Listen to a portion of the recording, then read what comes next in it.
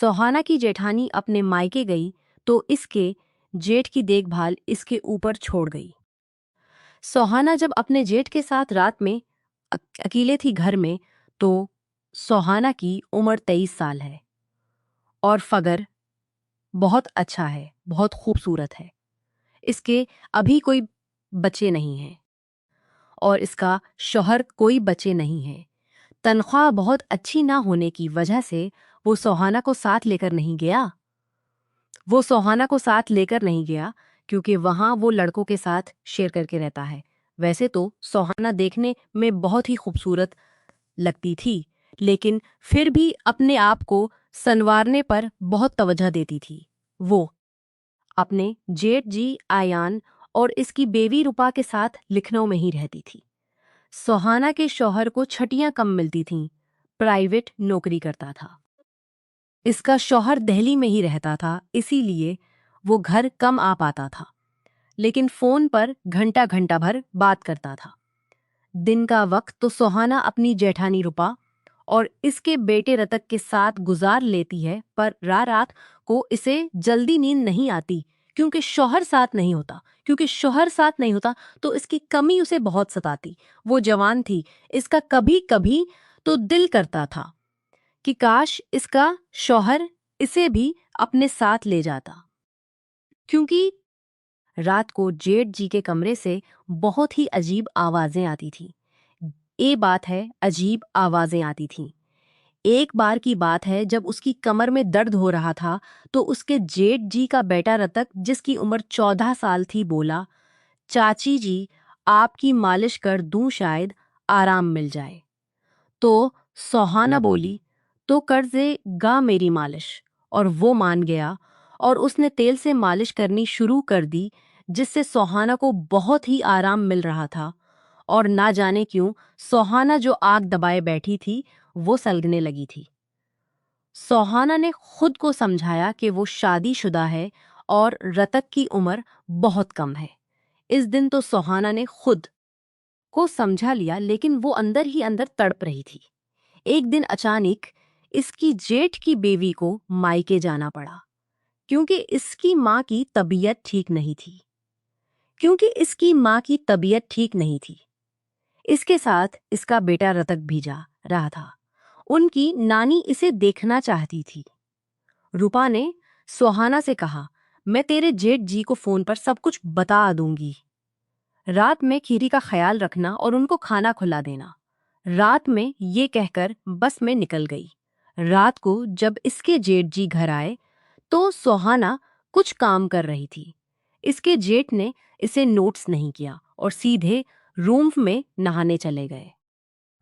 कुछ देर के बाद जेठ जी की आवाज आई, रूपा जरा तौलिया देना। तब सोहाना समझ गई कि जेठ जी को शायद पता नहीं चला कि उनकी बेवी मायके गई हुई है, तो वो खुद फिटाफिट उनका तौलिया लेकर पहुंच गई और जैसे ही दरवाजा खटखटाया, जेठ जी ने अचानक उसे अपनी बेवी समझकर वॉशरूम के अंदर खींच लिया। इसके ऊपर शावर से पानी गिर रहा था। सोहाना अपने जेठ जी से हाथ छड़ाने की कोशिश करने लगी, लेकिन वो शावर के पानी से पूरी तरह गीली हो गई। इसे बहुत शर्म आ रही थी। इसके जेठ ने जैसे ही सोहाना की आवाज सुनी, फौरन उसे अपनी तरफ घमाया और उसका चेहरा देखकर हड़बड़ा गए। सोहाना भागकर बाहर आ गई। बाहर आते ही उसका दिल जोर जोर से धड़कने लगा। उसने फौरन अपने कपड़े चेंज किए और उसके जेठ जी का कपड़े चेंज किए और डाइनिंग टेबल के पास रूपा रूपा चलाने लगे। सोहाना को बहुत शर्म आ रही थी, लेकिन उनकी आवाज सुनकर सोहाना उनके पास गई और वो झकी दे दी, अपने मायके गई हुई हैं, आप बैठिए, मैं खाना लगा देती हूँ। उसके जेठ जी बोले, अरे हाँ, उसने फोन किया था, लेकिन मैं बिजी था, इसीलिए कॉल नहीं उठा पाया। जेठ जी कुर्सी पर बैठ गए और सोहाना ने खाना खिला दिया। इसकी नजर उठ ही नहीं रही थी उनके सामने। तभी उसके जेठ जी ने पूछा, खाना खाया? वो बोली, आप खा लीजिए, मैं बाद में खा लूंगी। जेठ जी ने सोहाना का हाथ पकड़ा और बोले, सूरी, मैंने तुम्ही रुपा समझ लिया था। सोहाना ने कहा, कोई ही बात नहीं जेठ जी, मैं स- समझ चुकी हूं कि ये सब गलती से हुआ था। और वो बोले, अगर तुमने मुझे माफ कर दिया तो साथ में ही बैठकर खाना ना। सोहाना ने कहा, ठीक है। फिर उन दोनों ने साथ में बैठकर खाना खाया और बहुत सारी अधर अधर की बातें भी की। फिर सोहाना बर्तनों को समेटने लगी। इसके जेठ जी बोले, रहने दो, सुबह कर ले सब, अभी अभी जाकर सो जाओ। सोहाना बोली, सुहा भी तो मुझे ही करना है, तो मैं अभी ही क्यों ना कर लूं। ये बोलकर वो काम करने लगी तो इसके जेठ जी इसके साथ बर्तन साफ करने लगे। वो बोली वो बोली आप रहने दो, मैं खुद कर लूंगी। तो उन्होंने कहा, किसे रहने दूं, तुम इतना काम करती हो, मैं तुम्हारी हेल्प भी ना करूं। वो इसके साथ बर्तन धोने लग गए। सोहाना ने एक बार फिर कहा, आप रहने दीजिए ना।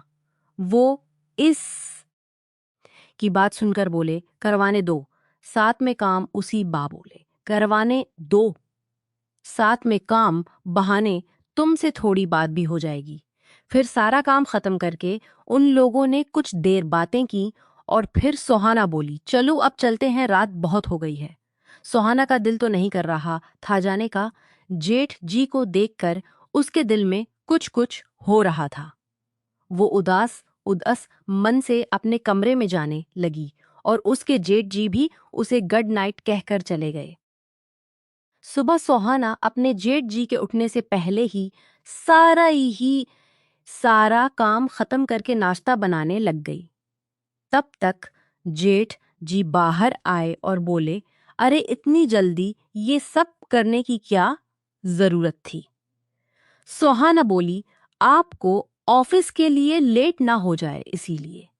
जेठ ने कहा, आज ऑफिस नहीं है, मैं तुम्हें रात में ही बताने वाला था, लेकिन तुम्हें नींद आ रही थी और मैं बताना भूल गया।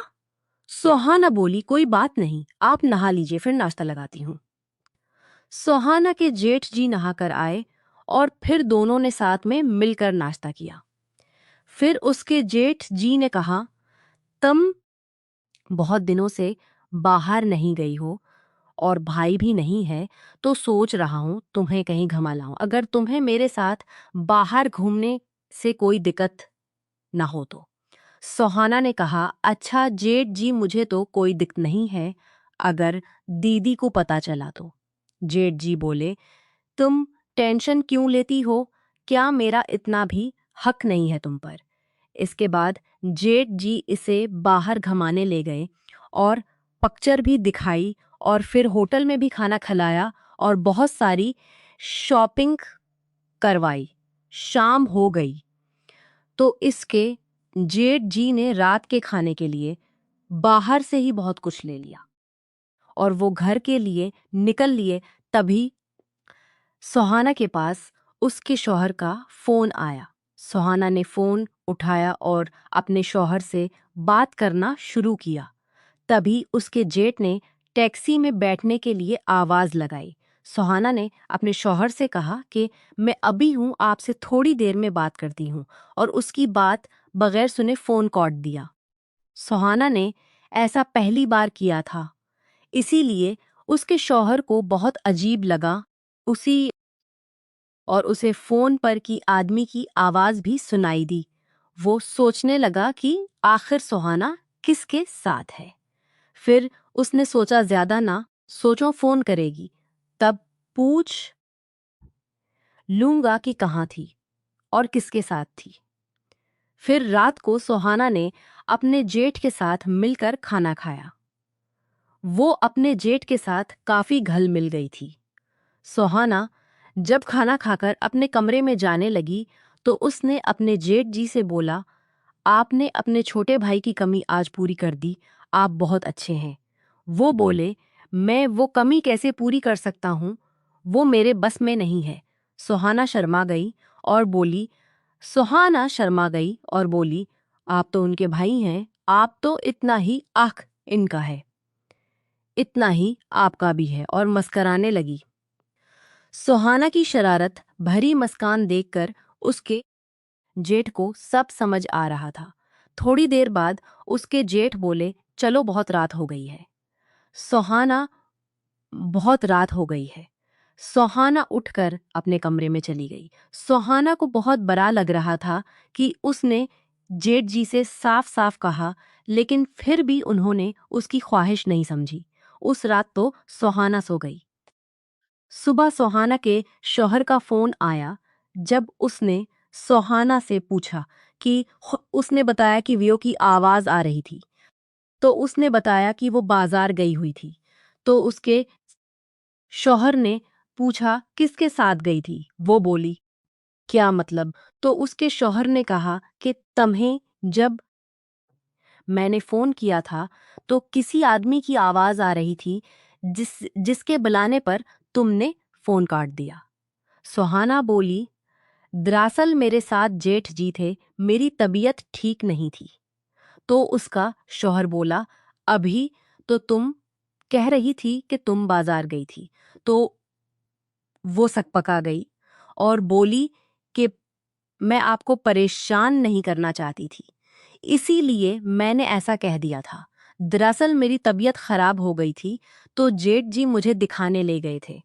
तो उसके शौहर ने कहा, क्या हो गया था तुमको? तो उसने बताया कि इसे बुखार आ रहा था। तो उसके शौहर ने इसे कहा कि ठीक है, तुम अपना ख्याल रखो और दवाई टाइम पर ले लेना। कोई दिक्कत हो तो भैया को बता देना, वो फिर से तुम्हें डॉक्टर को दिखाएंगे। सुहाना के जेठ जी अपने ऑफिस चले गए और सुहाना का घर में बिल्कुल भी नहीं रहे थे। सुहाना ने अपने जेठ को फोन लगाया। सुहाना के जेठ ने कहा, क्या हुआ सुहाना, क्या बात है? तो सुहाना बोली कि कुछ नहीं, बस आपकी याद आ रही थी। जब से आपके साथ वक्त गुजारा है, बहुत अच्छा लगा। सुहाना के फोन पर तभी उसके शौहर का फिर से फोन आने लगा है। सुहाना फोन नहीं उठाती और अपनी जेठ जी से बातें में लगी रहती है। उधर इसका शौहर परेशान हो रहा होता है। पिछले एक घंटे से वो फोन लगा रहा था, पिछले एक घंटे से वो फोन लगा रहा था, लेकिन सुहाना का फोन बजी ही जा रहा था। इससे पहले कभी सुहाना का फोन इतना बजी नहीं जाता था, और जाता भी था तो थोड़ी देर में। वो कॉल बीक जरूर करती थी, पर आज पूरा दिन निकल गया। सुहाना का शौहर इसके फोन का इंतजार करता रहा, पर फोन नहीं आया। सुहाना का जेठ आज जल्दी घर आ जाता है। सुहाना उन्हें देखकर खुश हो जाती है। सुहाना उन्हें देखकर खुश हो जाती है। सुहाना नजरें झांका कर खड़ी होती है। उसके जेठ कहते हैं, सुहाना देखो, मैं तुम्हारे लिए आज कौन वाली आइसक्रीम लाया हूँ। सुहाना देखती है कि वो सिर्फ एक ही कौन है। वो कहती है, जेठ जी ये किया, ये तो सिर्फ एक ही कौन है, आप अपने लिए आइसक्रीम नहीं लाए। तो उसका जेठ मुस्कराता है और बोलता है, जेठ मुस्कराता है और बोलता है कि हम दोनों एक में ही खा लेंगे, अब अलग अलग की क्या जरूरत है। सुहाना आइसक्रीम को फ्रिज में डाल देती है। इसका जेठ नहाने चला जाता है। शेज हपौना फ्रेश होकर जब इसका जेठ बाहर आता है तो वो सुहाना को आवाज लगाता है। सुहाना इसके लिए खाना लगा देती है। दोनों साथ में मिलकर खाना खाते हैं और इसके बाद सुहाना आइसक्रीम लेकर आती है और वो अपने हाथों से अपने जेठ को आइसक्रीम खिलाती है और दोनों मिलकर इस आइसक्रीम को खाते हैं। इसका जेठ इससे कहता है कि अब तो तुम्हें बोरिंग नहीं लग रहा है ना? मेरे भाई की क्या अब भी तुम्हें बहुत याद आती है? तो सुहाना कहती है कि नहीं, अब तो मुझे इनकी बिल्कुल भी याद नहीं आती है। आज तो मैंने उनसे फोन पर ज्यादा बात भी नहीं की। तो सुहाना के जेठ जी इसका हाथ अपने हाथ में लेते हुए कहते हैं कि वैसे अगर तुम चाहो तो मैं अपने भाई की सारी कमी पूरी कर सकता हूँ। सोहाना ये सुनकर पानी पानी हो गई, क्योंकि सोहाना अपने जेठ का इशारा समझ गई थी। वो अब कंफ्यूज थी कि अपने रूम में जाए या जेठा जी के। इसका जेठ भी समझ चुका था कि सोहाना इससे क्या चाहती है।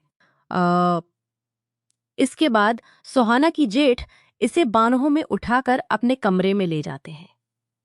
सोहाना बहुत ज़्यादा खुश होती है, क्योंकि बहुत दिन से इसकी ख्वाहिश थी कि इसे वो मज़ा मिल सके जो कि शौहर के दूर रहने की वजह से इस शौहरे की दूर रहने की वजह से इसको बहुत दिन से नहीं मिला था। जेठ बोले कि सुहाना, आज तुम्हारे शौहर की सारी कमी पूरी हो जाएगी। उसके बाद उन्होंने सुहाना को अपने पीठ पर लटा दिया और दोनों लोगों ने मिलकर जवानी का खेल खेलना शुरू कर दिया। जवानी का खेल अपने उरूज पर था। कमरे के बाहर तक सुहाना की आवाजें जोर जोर से आ रही थीं। तभी किसी ने दरवाजा खोला और लाइट जला दी।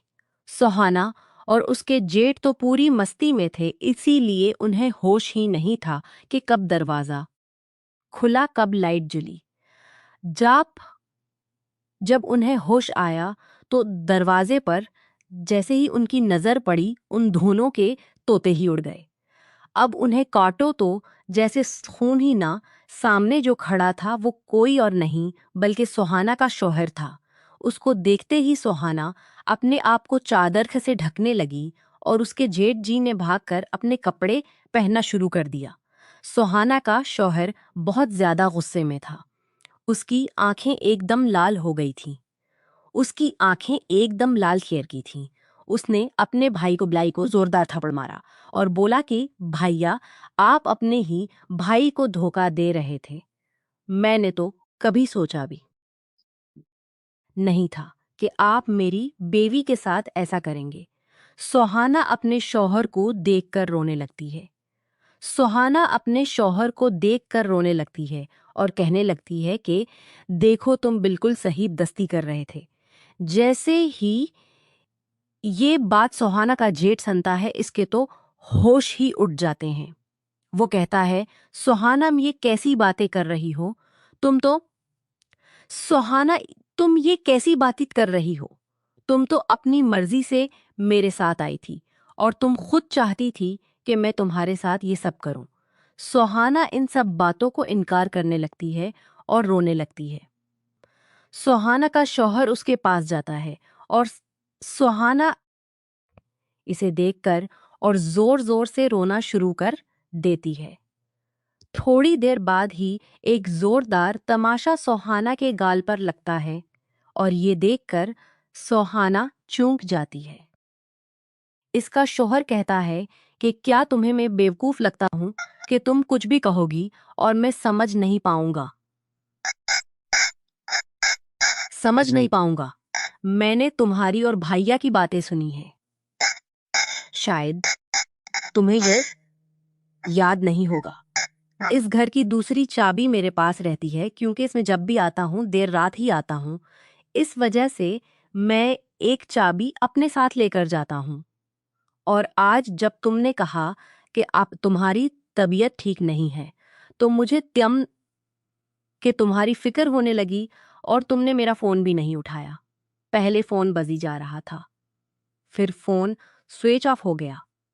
तो मुझे तुम्हारी बहुत चिंता होने लगी, इसीलिए मैंने इमरजेंसी में छुट्टी ली और मैं फ़ौरन दिल्ली से लखनऊ के लिए निकल गया। यहाँ आते आते मुझे रात हो गई और मैंने दूसरी चाबी से किया, वहाँ देखा तो तुम थी नहीं। और अपने कमरे में गया, वहाँ देखा तो तुम थी नहीं। मुझे लगा कि तुम किचन में होगी। मैं किचन में गया और तुम वहाँ भी नहीं थी। फिर भैया के कमरे से आवाजें आ रही थीं, जबकि मुझे तुमने ही बताया था कि भाभी अपने मायके गई हुई हैं। मुझे पहले लगा कि शायद तुम हो क्या अंदर, लेकिन फिर मेरा दिल नहीं माना, तो मुझे लगा कि कहीं ऐसा तो नहीं कि तुम भी कहीं गई हो और भाइया किसी लड़की को लेकर आए हों। ये सोचकर मुझे भाभी के लिए बहुत बुरा लगा। मैंने सोचा कि मैं भाइया को रंगे हाथों पकड़ लूंगा और उन्हें उनकी गलती का एहसास दिलाऊंगा। लेकिन यहाँ तो जब मैंने दरवाज़ा खोला तो सामने का मंजर देखकर मुझे मेरी गलती का एहसास हो गया कि मैंने तुम जैसी लड़की से शादी की। तुम लोग तो इतना ज़्यादा खोए हुए थे कि मैं 5 मिनट से यहाँ खड़ा तुम्हारा गंदा खेल देख रहा था और तुम्हें एहसास भी नहीं हो रहा था, और उसमें कहीं से भी ऐसा नहीं लग रहा था कि ये आदमी तुम्हारे साथ जबरदस्ती कर रहा है, सुहाना का शौहर अपने भाई की तरफ देखते हुए कहता है कि हाँ, ये सुहाना का शौहर इस घर से निकल जाता है। इसके बाद सुहाना की जेठानी वापस लौट आती है। इसके साथ सुहाना का शौहर भी होता है। सुहाना के जेठ और सुहाना ये देखकर चौंक जाते हैं। सुहाना के शौहर ने अपनी भाभी को सब कुछ बता दिया होता है। सुहाना की जेठानी बुरी तरह से रो रही होती है और अपने शौहर को मार रही होती है। वो कहती है कि आखिर मेरे प्यार में क्या कमी थी जो कुछ दिन में यहाँ से गई तो तुम्हें ये सब करने की जरूरत पड़ गई, वो भी अपने ही भाई की बेवी के साथ, क्या तुमने एक बार भी अपने बेटे के बारे में सोचा कि उसे पता चलेगा कि उसका बाप अपने ही भाई की बेवी के साथ ये सब कर रहा है तो उसे कैसा लगेगा? तुम लोगों ने अपने कुछ देर के मजे के लिए हमारी जिंदगियां खराब कर दी, हमारा एतमाद तोड़ दिया। सुहाना की जब अपना सामान पीक करने लगती है, ये देखकर सुहाना के जेठ उसे रोकने लगते हैं, समझाने लगते हैं, कहते हैं कि मुझे माफ कर दो, आज के बाद ये गलती कभी नहीं होगी। लेकिन सुहाना की जेठानी साफ अल्फाज में कह देती है कि ये गलती नहीं है, ये जानबूझकर किया गया है और इसकी कोई भी माफ़ी नहीं होती। अब तुम आज़ाद हो, जो चाहे सो करो, और मैं तुम्हें बहुत जल्द तलाक के कागज़ भेज दूंगी और मैं अपने बेटे को भी तुम्हारे साये से दूर रखूंगी, क्योंकि तुम्हारी परछाई इस पर पड़ गई तो वो भी तुम्हारे जैसा ही धोखाबाज ना हो जाए। सुहाना का शौहर भी सुहाना को छोड़ देता है और इससे तलाक दे देता है। अब सुहाना कहीं की नहीं रह गई होती है, क्योंकि अपने जेठ को इन सब में फंसाने की कोशिश की होती है और इन सब किए का इल्ज़ाम इसके सर पर डालने की कोशिश की होती है। इसीलिए अब वो अपने जेठ के पास भी नहीं जा सकती थी। सुहाना के जेठ और सुहाना बुरी तरह से रो रहे होते हैं और सुहाना का शौहर अपनी भाभी को लेकर इस घर से चला जाता है। सुहाना की जेठानी अपने मायके चली जाती है और सुहाना का शौहर दिल्ली वापस चला जाता है। कुछ दिनों बाद सुहाना के पास तलाक के कागज आ जाते हैं और सुहाना का इसके शौहर के साथ तलाक हो जाता है और अब सुहाना पूरी तरह से बर्बाद हो चुकी थी। वो अपने मायके में अपनी जिंदगी गुजार रही थी। इसके मायके में ज्यादा पैसे नहीं थे तो उसके घर वाले इसे खूब ताने मारते और सारा काम भी इसे ही करना पड़ता था और सुहाना के जेठ का भी हंसता खेलता खानदान बर्बाद हो गया था। आज इस वाक़े को 2 साल हो गए। सुहाना के जेठ ने अपने बेटे की 2 साल से शक्ल नहीं देखी थी। वो इस घर में अब अकेला रहता था। रिश्ते एतमाद की नाजुक डोर से बंधे होते हैं। चंद लम्हों के मजे के लिए जब रिश्तों को धोखा दिया जाता है तो उनके नतीजे कुछ इस तरह हैं। जो लोग आपसे प्यार करते हैं उनकी इज्जत करें, उनके प्यार की कदर करें। प्यार करने वाला जिंदगी का साथी बहुत मुश्किल से मिलता है। अगर आपको ऐसा कोई मिलता है तो उसके साथ धोखा ना करें, वरना आपको पछताना पड़ सकता है।